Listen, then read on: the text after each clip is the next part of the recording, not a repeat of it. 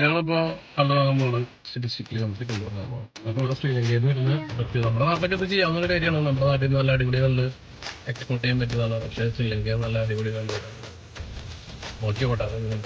അപ്പൊ ഞങ്ങളുടെ ലിക്വിഡ് ഷോപ്പിൽ വന്നിട്ട് പോകാൻ വേണ്ടി ലെറ്റ്സ് ഗോ.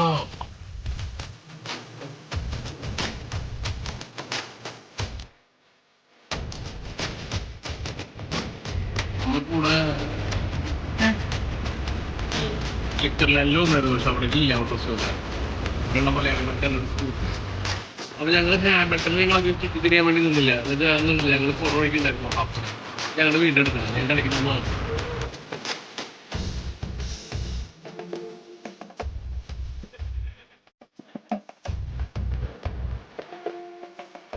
സാധനം കയ്യിലുണ്ടോ?